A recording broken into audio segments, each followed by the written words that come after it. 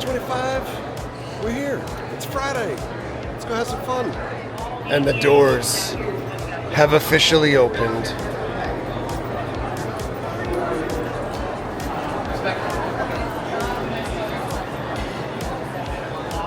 The line to get in is gigantic and orderly, and there is just so much to do, and the only way you know how to do or what you want to do is using the app. You can go through, highlight the things you want, and then you can go up top here, click my schedule, and you can see all the different things, at least that we have planned. So much stuff that's overlapping. If you follow us for Welcome to Rockville and we complain about overlap, I mean, this thing is ridiculous. We're here for the next 3 days, so some of this stuff we can catch over the next couple days, but I think first thing that we're going to try to do maybe is see some Nintendo cosplay, maybe? And then we're going to see what the line is like to look at some of these panels. Maybe split some time between Skeet, Matthew, and Priscilla Presley is here too. That is crazy. It's like a full, 12 hours worth of stuff, just about. As we walk towards the cosplay section, you can see they have a whole gaming arena area here.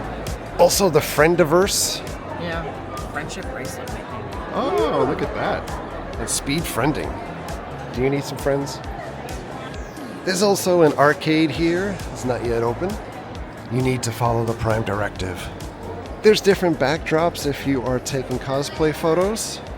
And as usual, what's your fandom? My fandom is Skibbity Toilet. No cap. More backdrops. Strike a pose. And we're heading to the cosplay red carpet. This is probably the only time today that this area is going to be kind of empty. Oh shit, Rhino's in the house.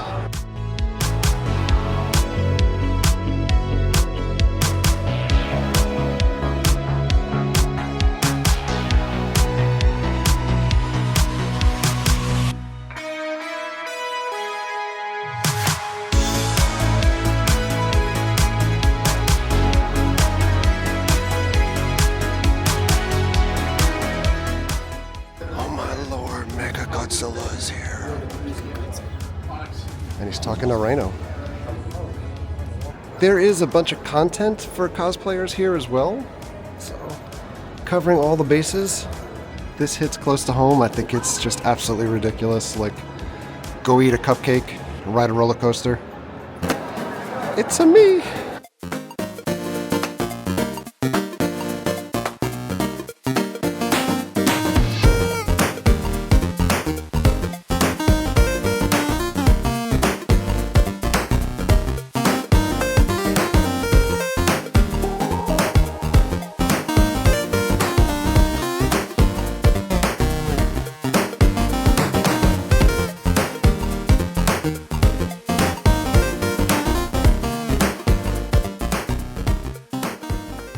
Big point about MEGACON this year, it's not in the east-west concourse, it's in north-south. So right now we've started in south.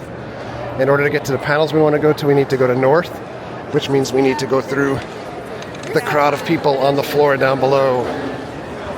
It doesn't look incredibly difficult to navigate now, but it will be a disaster come tomorrow. The first booth right over here is Roosevelt's. Prime spot, right off the escalators. There's so much that I want to see, but it's like, gotta wait till later. Like, wow, hollow screen. Keep rolling, rolling, rolling, rolling. All right, well, 13 minutes later, we're making it to the theater. And I try to sit towards the back so we could dip out. Not like we're gonna have a choice, because I have a feeling it's gonna be packed. And I think this is probably the second or third screen panel that we've seen in the last year, if not more. Oh, I must be in the front row. Any Scream fans in the house? All right, guys, well, you guys are in for a treat this morning. It's my absolute privilege to bring to the stage at this time, Skeet, Owen, and Matthew.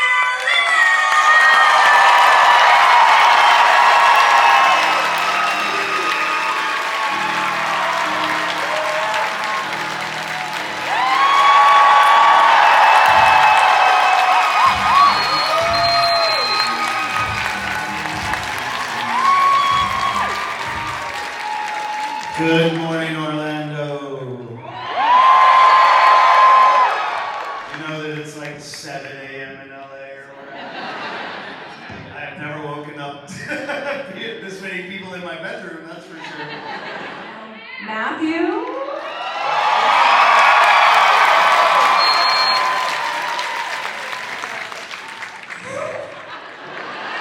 That is the perfect shot. There you go. Matthew, what can you tell us? You guys, you want to hear everything? Yes.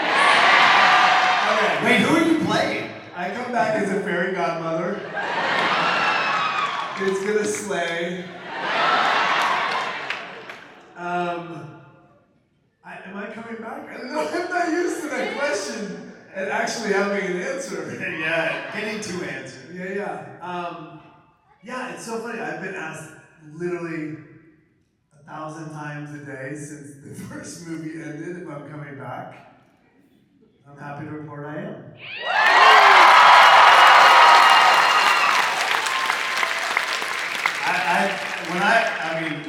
So Matt called me and told me when word came down, and I was so ecstatic for him because anybody who's been to one of these or knows him or has followed him knows how much he has wanted that. So I'm very happy for you.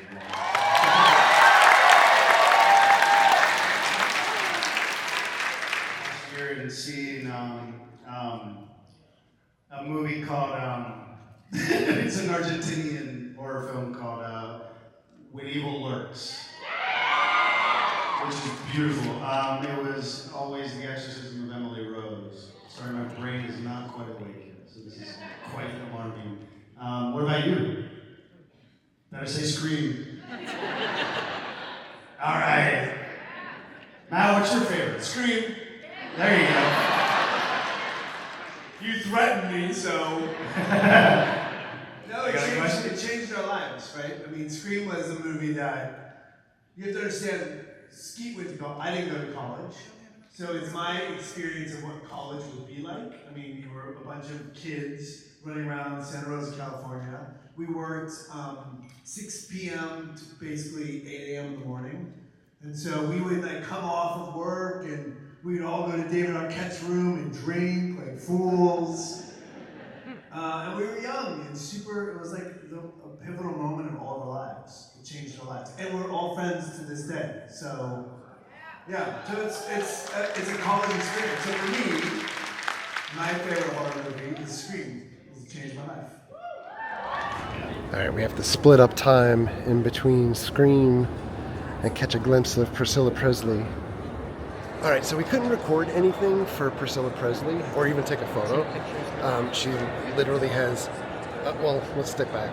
Going in, the staff here, which is awesome, always, they had said like, oh, I don't think you're allowed to like film in here because we walked in holding an SLR and the Osmo and my phone. I was like, oh no, it's cool. So the panel was okay, but her whole life is essentially just one static timeline of Elvis, and that's kind of it. But to the point of no pictures, if you've gone to Halloween Horror Nights over the years, they used to have like the team members swarm in when you took your phone out or anything. There's 2 bodyguards in there, and they're stopping people.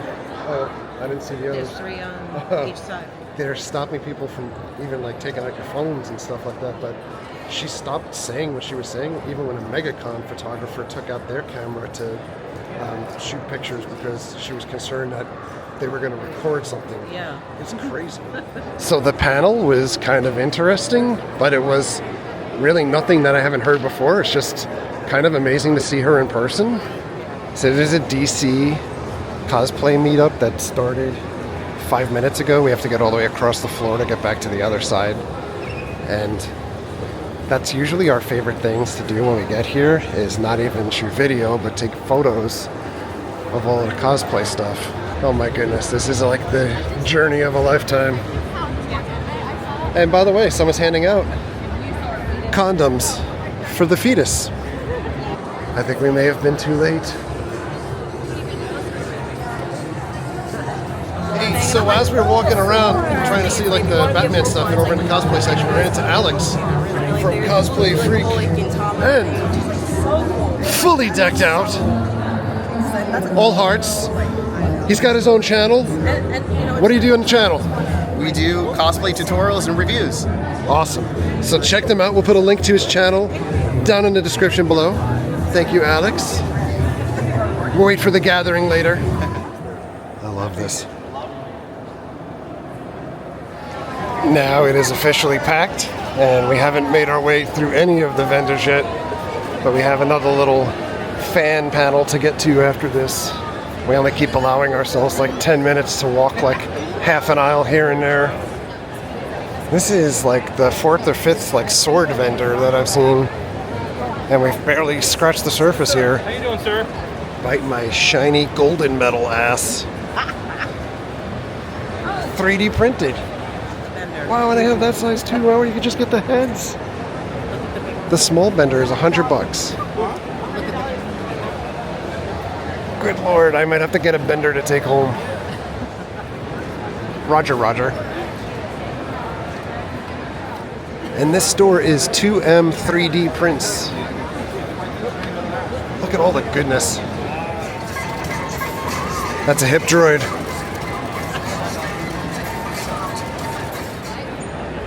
CE Comics. Power Hour. Morale. Wow, wow, wow, wow, wow, wow, wow. M&M's comic. It's Super Cena. It's Dr. Mario. Ooh, handcrafted wood. Confrontation. Hill Valley, Universal Islands. This is Adam Skipper Haas's booth. He's got shirts now. Yeah. Okay, that's what I was asking. He's got keychains. He's got an adventure card game. He's got Mai Tai glasses. He's got it all, buy all the stuff. It's Skipper Haas. Hi, Adam. All right, next up. Why do we love Jar Jar?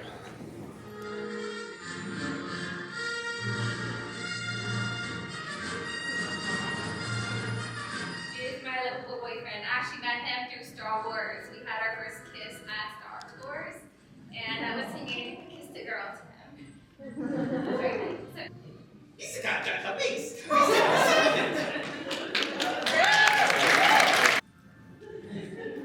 You should save me some life. This owes you a life debt. He's a sequel.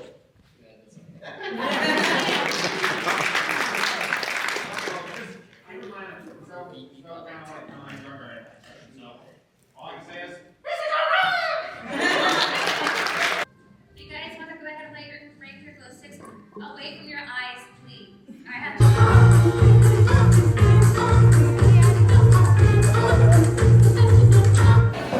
And now Misa thinks it's time for lunch. A couple paninis, chips, and drinks, $46. Well, that was basically a tomato sandwich. Look at all the shirts. Coffee shop of horrors is here, so of course we have to stop to peruse. Mary's on the hunt.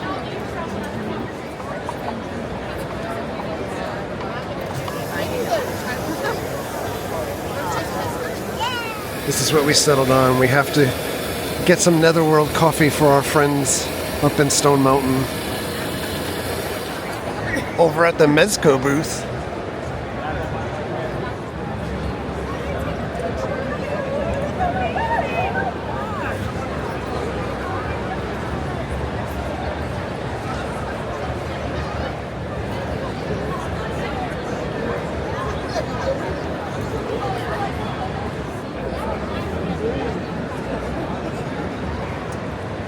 Godzilla.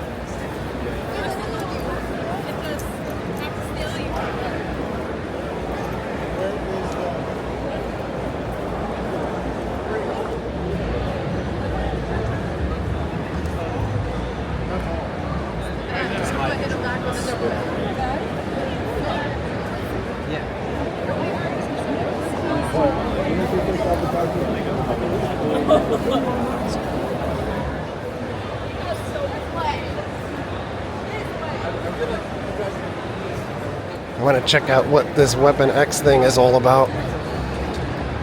This is an awesome photo op.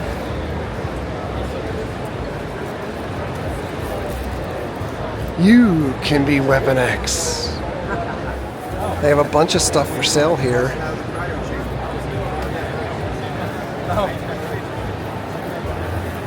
Heroes and villains. You can get a Weapon X hat. Dude, this jacket is awesome. I got glasses on. Shit, every time I see a Kylo Ren now, I'm... My God, it'll shrink like you wouldn't believe. Yeah, but I will come back tomorrow and check on the other one. I'm not really on that.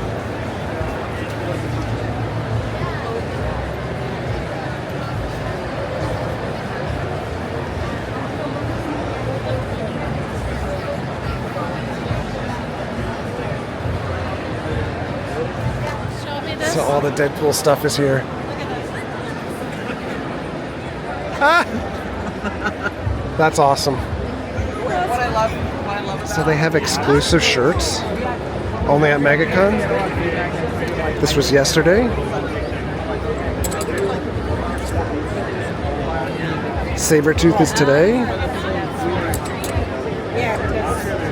Tomorrow, Wolverine, Weapon X. And Sunday is Deadpool. And if you buy all four, you get a bonus hoodie that they don't sell at all. You can only get it through buying all four of these. The hats are awesome also.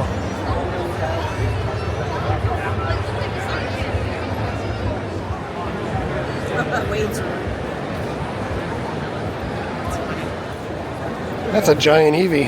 And I'm all out of Pokeballs. Cobra Commander has arrived. Going back up.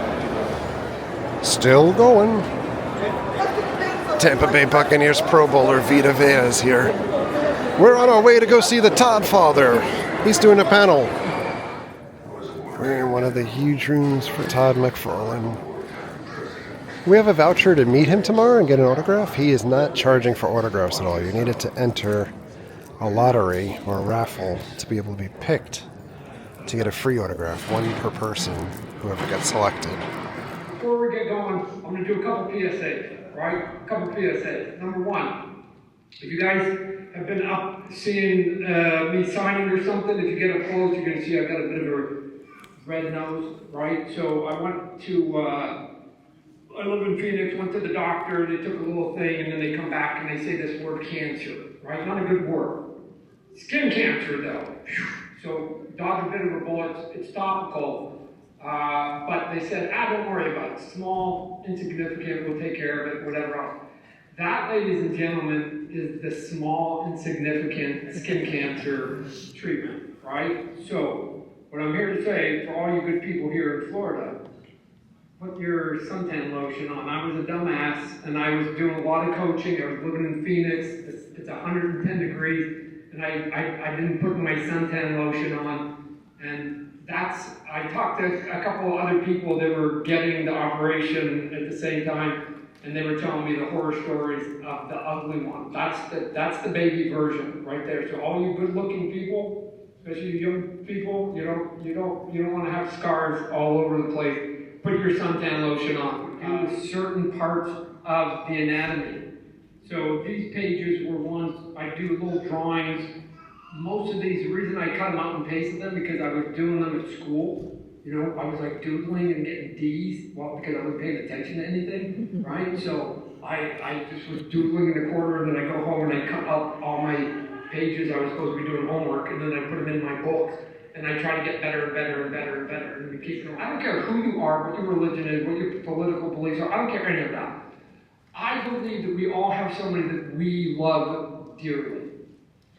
And if you woke up today and for whatever reason got in a fight with that person, and then as you're walking out the door, you said, screw you, and you slammed the door, and you got in your car, and you're heading to work wherever you're going, and then you got broadsided by a bus, and you were killed.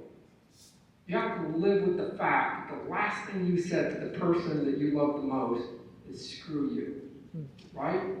That's, to me, would be crushing. I think everybody, in the blink of an eye, if somebody said, you can go back and say, I love you. Would take the deal. And only after you take it, because we're emotional animals, we would take the deal and then we'd go, who said that? And that sort of is the idea of Spawn, of he let an emotional moment get the better of him, and he forgot to read the fine print when he made the deal with the devil. And now he's been dealing with the repercussions of it ever since, right? But it came from a good spot. He just wanted to go back to his Wanda, right? I got my Wanda. I know I wouldn't want to leave this earth with a negative sort of voice to her, so that's it. So what I did was I created all these characters. Like I said, Spawn was, I did about 20, 25 of them. I was drawing like Superman, Batman, Spider-Man, all the Marvel DC stuff. But I also was creating my own character, Spawn being one of them. And then over time, as I taught myself to draw, I also went to college and I would send off samples. And some of you have heard hundreds and hundreds and hundreds of samples. I just sent them over and over and over and over. And so a couple of these are actually the envelopes, because I kept almost all of the rejection letters I had. They were motivation for me, right? I've said before, I used to have a whole bag of rejection letters, and I'd go to shows and people would come up to me, some young aspiring artists, and go, man, I tried to break in, and I sent my samples, and I sent it to a couple of people, and they said, it's not good, I don't know what to do. And I pull out that bag and I pour that stack of rejections, and I go, every one of those said stop.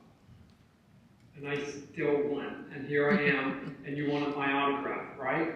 I'm telling you, you just go until you find one yes. Forget the no's. Keep going until you get one yes, that's all you need. This book and this book, but whatever you do, don't go into the Spider-Man office. It's a shambles, right? And so, I just went, Spider-Man off. Now, let me just tell you my personality, right? And my mom and dad will back this up in a lot of principles that I dealt with, right? You don't ever tell me I can't do something, right? So this is like again, when you're a kid and your dad says, okay, you got a curfew, come home at 11. It was always 11:08, right? Never 11. I just wanted to see how far I could push mom and dad before they actually got mad. And I go, if they didn't get mad at 11:08, next time it was 11:15, right? You just keep going till you get cuffed, right? And then you go, oh, that's the time I got to be home. So they said, don't go to the Spider-Man office. I did, right? So I went, phew, how bad can it be? And I went there, and it was in flux. The artists were sort of coming and going, and the sales were down. I think Amazing Spider-Man was at number 21 at that point in their sales. 21, can you imagine Spider-Man being the 21st best-selling book at that point? And they basically said out loud, just like, hey, we're looking for people to come on board and stay on it and do whatever. We got to get sales up, do whatever, right? Now remember the piece that I took was do whatever, right? I glommed onto that. Now, some of the stuff you see here, the drawing that is, go back. The drawing that's at the top left, I did that when I was 16. That's the first Spider-Man I ever drew. That's my 16-year-old Spider-Man. A couple years later, I started training myself to be a little bit better. The one next to it is, okay, here's Spider-Man. I'm still not a pro. This is when I'm sending off all my samples. And then the one down below is just me doing some sketching, and I'm getting a little bit better. And then, obviously, the one on the right is a professional piece, right? So, again, I just show that sometimes, and I've done it in books to say, hey, that's where you can be at when you first begin, but eventually if somebody pays you, you'll get better, and then eventually you're, like learning a language. I think art is like learning a language. The more you do it, the more fluent you're going to get at it. It's that easy. The only reason I'm maybe a better artist than most of you in this room is because I've just done it 1,000 times more than you. And if you had done it 1,000 times, you might be better, right? I just have been paid to do it over and over and over and over. So I went into the office, and they said, hey, you want to do a Spider-Man book? And I'm like, yeah, I got an opening. I just dropped Batman. And they really like that costume though, Todd. Like the people upstairs like the black costume, and it's sort of doing whatever. And I'm like, well, what if we just take that black costume off him, and I'll just show you a drawing, we'll just come up with something, and that drawing becomes this character you guys now know as Venom. right? So, no, I didn't know what we were doing at that point. What are you guys talking about? Shit, if it was that easy and I knew how to do it, I'd have 100 Venoms in my portfolio. So I go, we gotta get it off, so we did it. So I did the drawing, I sent it to them, they approved it. They sent it upstairs, they approved it. And then David McFarlane, who came on to write, then sent me the first plot, and then information I could have used earlier, he says it's Eddie Brock. And I'm like, pardon? Eddie Brock's human. Have you seen my drawing? Right? And it's approved. If I would have known it was Eddie Brock, I would have designed him differently. I probably would have made him with spikes or something, but I would have made him sort of more like a human.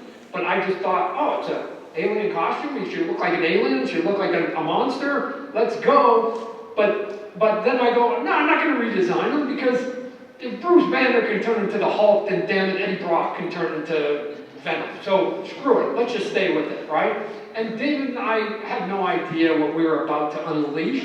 They were just a character. And so for any of you that have like the Amazing Spider-Man 300 issue, you paid a lot of money for it, you got it graded and whatever else, right? It's kind of expensive for a couple of reasons. It's an anniversary book, 300. It's early in my career, but really one of the big things that drives it, they call it the origin of Venom, right? And this is like the first full story of Venom, the origin of Venom. I don't call it that issue 300, the origin of Venom. I call it, finally, we're getting the damn black costume off Peter Parker issue.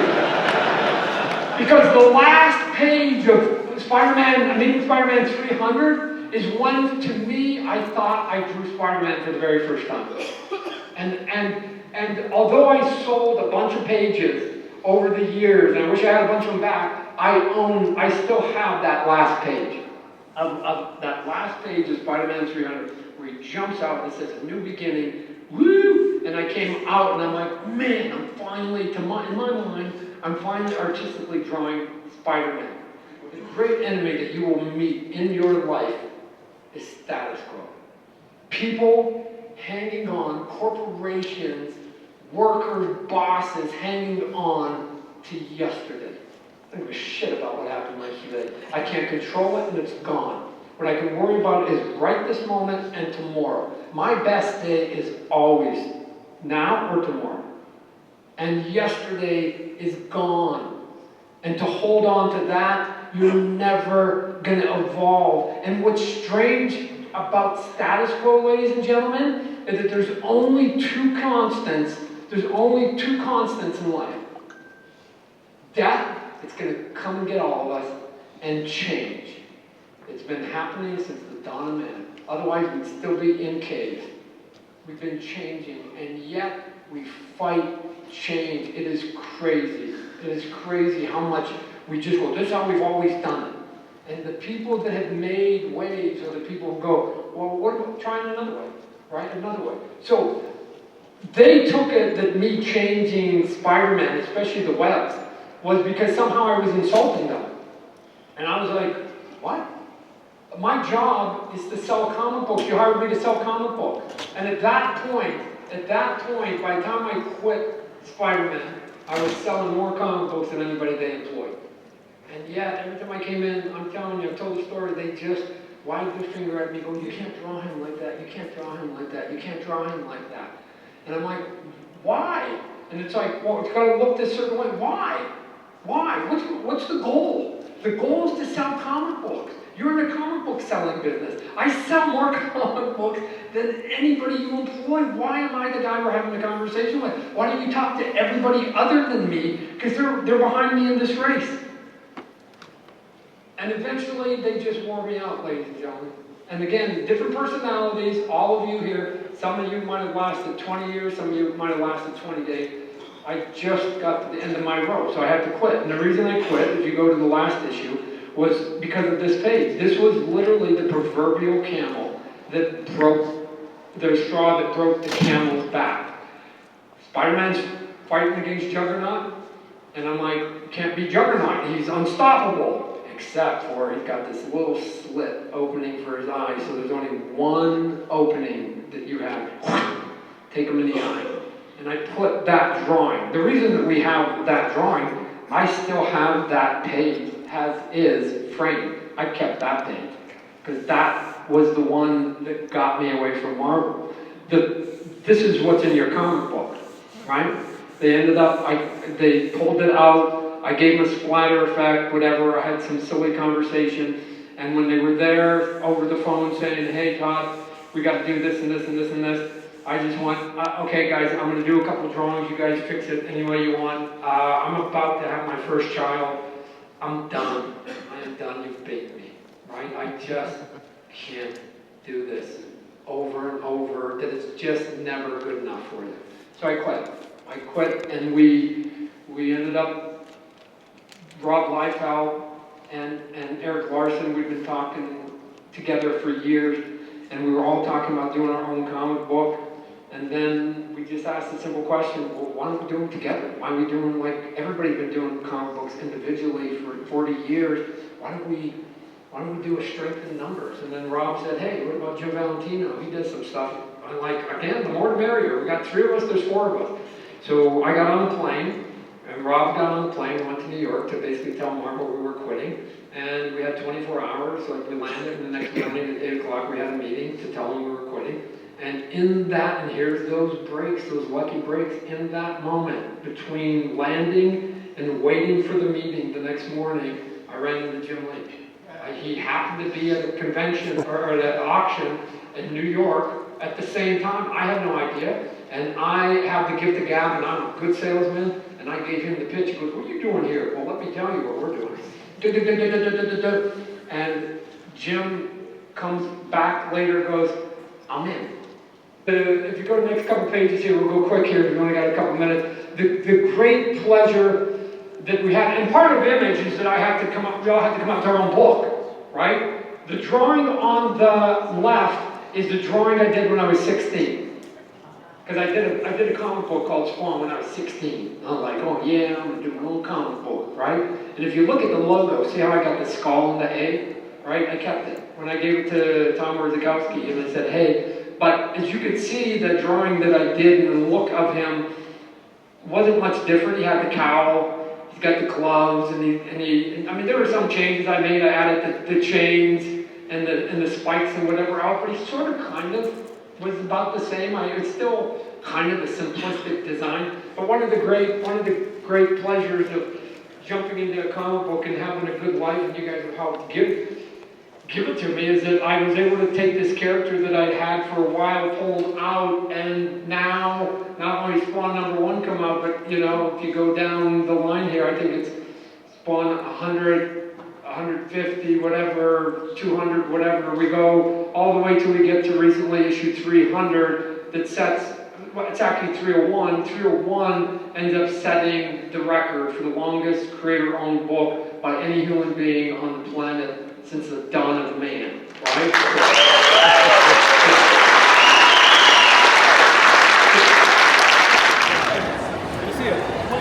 Todd's panel was absolutely awesome and inspiring. We now have 0 time and need to run back through this crowded floor now to get to the other pavilion for the Breakfast Club panel. Alright, well, the Breakfast Club panel might not happen.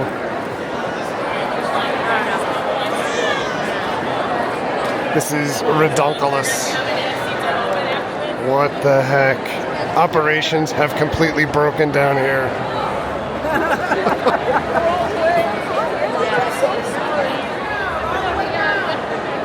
This is a bad sign.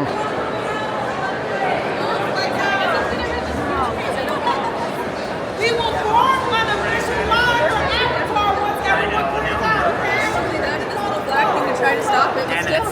Alright, so Breakfast Club is full. That is for Avatar. The next panel that comes up after Breakfast Club, which is not for another hour. Look at this thing. I mean, it's obvious that it's a little more busy than it was this morning, but this goes to like the most crowded I've ever seen this thing. The crowd's actually well beyond capacity for just about anything. The mayor looks very upset.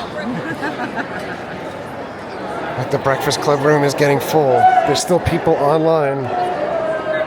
People standing in the back. Yeah, it was It was a good time.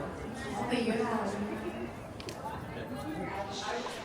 I think so many technologies changed everything, because everybody has a phone in their pocket, they're watching movies on their phone, and I think that aspect of the world has changed. I think in some ways it's actually, I think, harder now. So I'm very impressed with the new generation. Anthony Michael Hall for AARP, how are you? Oh, I get those in the mail too. I'm like, shit, I throw them out for my wife sees them. Anyhow, where was I? Passing the buck. Molly and Ali, when you were finally bringing up your own kids, was there anything that you reflected on bringing up teenagers in terms of like, what the film taught you, or you reflected back on that time, or was it just completely like, balls to the wall, it is what it is? I'm sorry, I'm not sure I understood the question.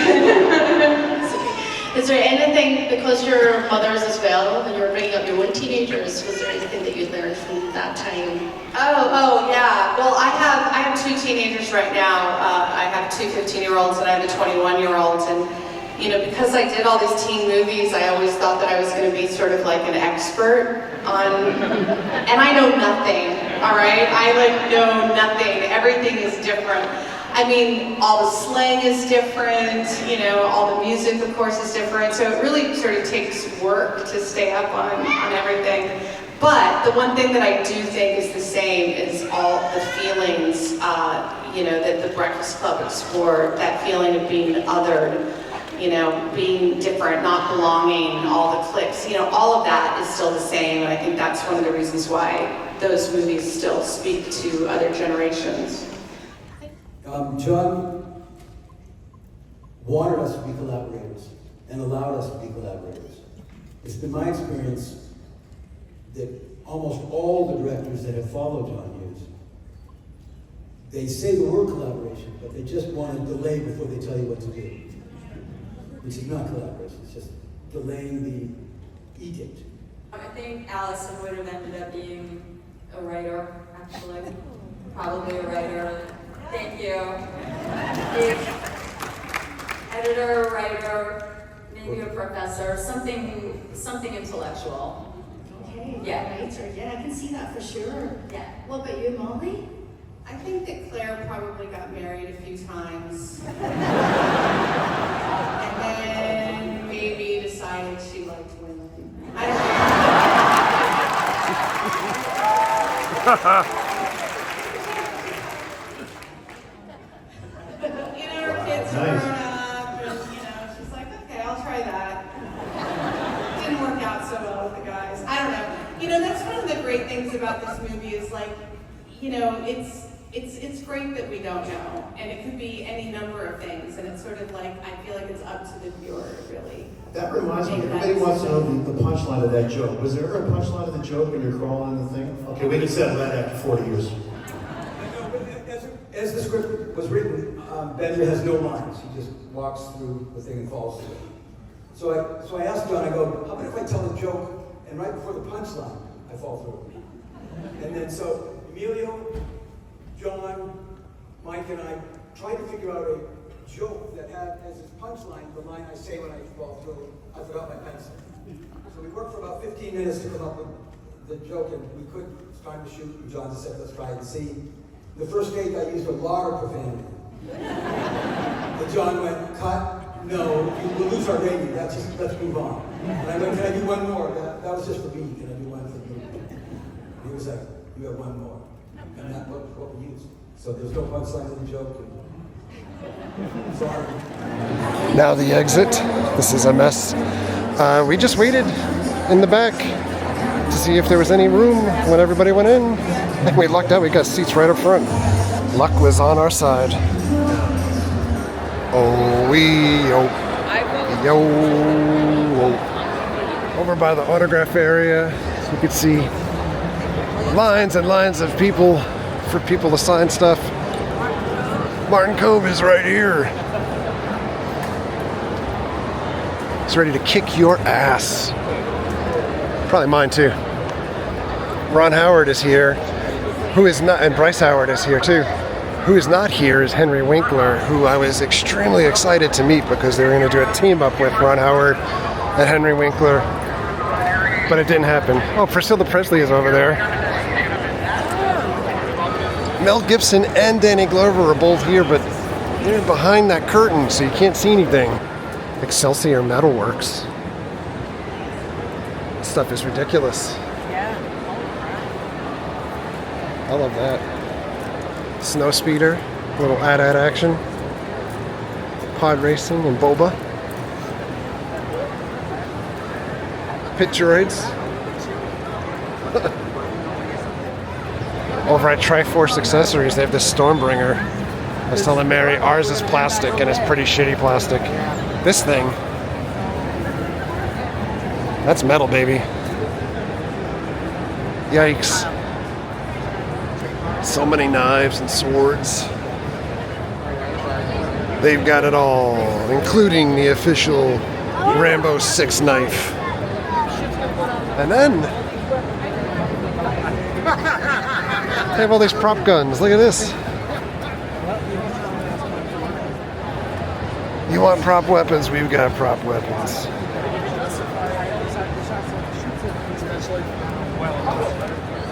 They have a DH-17 blaster. Classic Star Wars. I think that might be the world's worst Michael Myers mask. It almost looks like Michael Jackson. Back upstairs one last time. Happy Days panel coming up. We've made it in for Happy Days. I like these seats towards the back because you get a decent view and you're not obstructing anybody's view behind you with the camera. Introduce two guests. One is running late, but they are coming. And I want you to give a raucous round of applause when I say these names. Can we do that? Can we? Okay. Let's welcome to the stage, first of all, it's Aston Williams.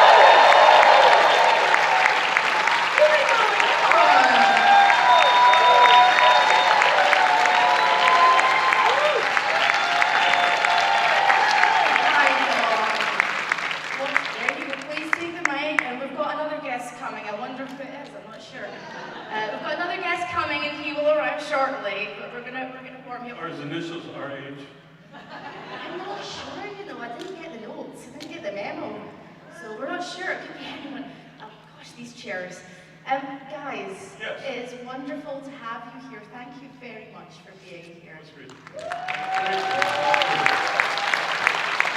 Now, I loved Happy Days.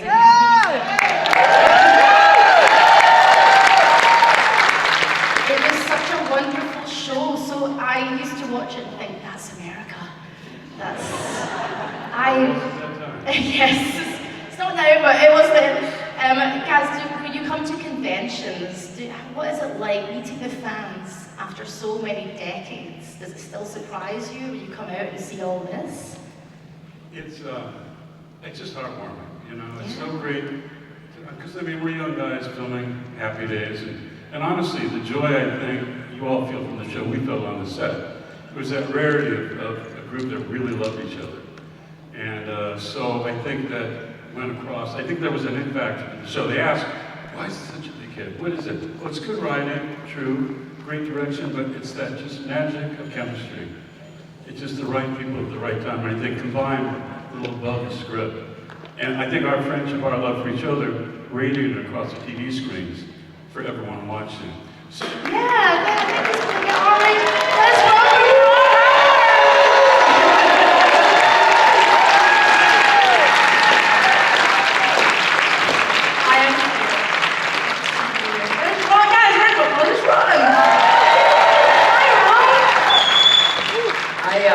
I just want to second the fact we were really good. And I don't think I was at the Miami game. Okay, we would have won. Yeah, you're right. Did you really miss that game? But I do have to say play not only these games in front of major league stadiums and things like that, but we also played in a competitive show business. Oh, And yeah. that, I heard the question about were we competitive. Yeah. Really competitive, because we were a #1 TV show. So you can imagine they wanted to kick our butts. And sometimes they did, and sometimes those are very, very competitive. Those were, yeah. Because all the Sorry, can we go deep for a second? Well, I will tell you, you know, we were all young, ambitious guys, working hard on the show, but also looking toward the future. We would work on projects together. You know, Anson produced a movie that I did. Donnie acted in a film that I shot, and we were always, you know, we were thinking ahead, and we were very self-critical. And the reality is that years and years later, I realized I hadn't actually watched an episode in a long time.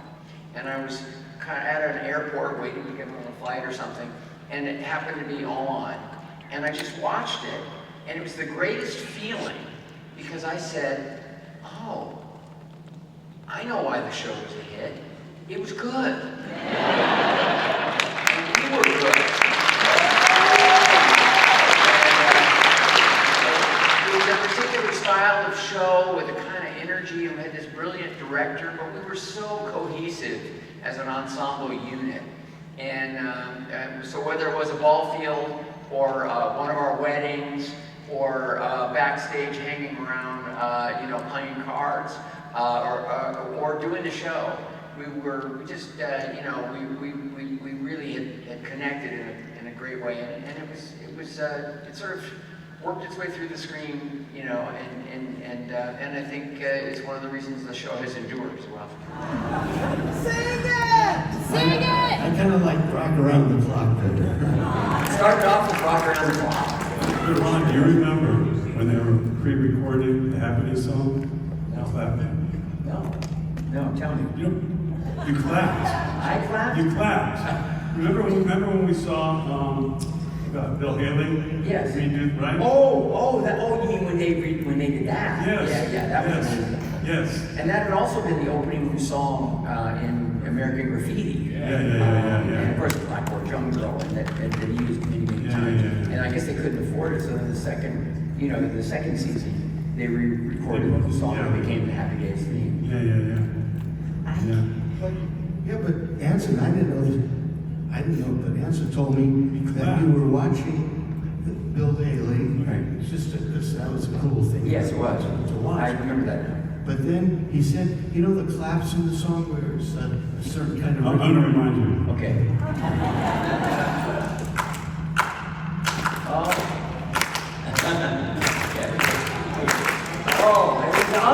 Yeah. Are you sure? I don't think I had enough rhythm to do it. I think I had to bow out. They didn't really use your clap. I had a lot of alcohol that morning. Hey, this Hulk has a little Ferrigno face. He looks just like Doug Heffernan's neighbor. It's the Red Hulk. His eyes are on fire. It's allergy season. We're ending the night with fudge and chocolate. And they have Belgian chocolate pecan turtles. Heroes in a candy.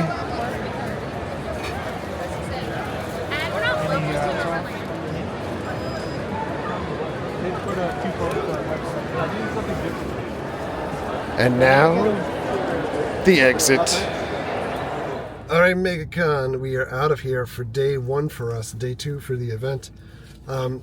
So years back, when MegaCon was first running and it was a much smaller operation, when they added Friday as a day, like, people didn't even show up on Fridays. So, I forget who it was today. It was Anthony Michael Hall that just basically asked, doesn't anybody have a job? Jobs. Like, it was balls packed. Like, I don't think I've ever seen it that packed. And tomorrow's Saturday, which is only going to be worse than today.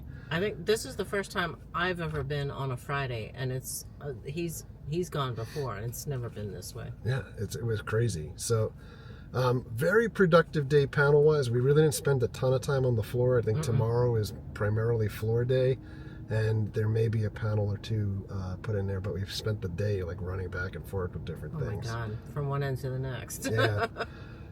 Which is never a good game plan. Like normally I would tell people like pick the one thing you want to do for the day and do it. But we were at five different panels. Yeah. So not a lot of cosplay in this video, but I think Saturday is usually the big day for cosplay. So hopefully tomorrow's like floor cosplay stuff and a couple of panels and things like that. Yeah, and tomorrow get to meet Todd McFarlane and get him to autograph my Spidey one. So anyway, on that note, thanks a lot for coming along. This was awesome. So many folks said hello to us today, which was amazing. So thank you everybody that said hello. It never gets old, and especially we get old. So I'm always surprised that anyone's even still watching us. You know, so anyway, thanks. Thank you very much for all of your likes, comments, and subscriptions. Treat others the way you want to be treated. Have a great night. See you guys.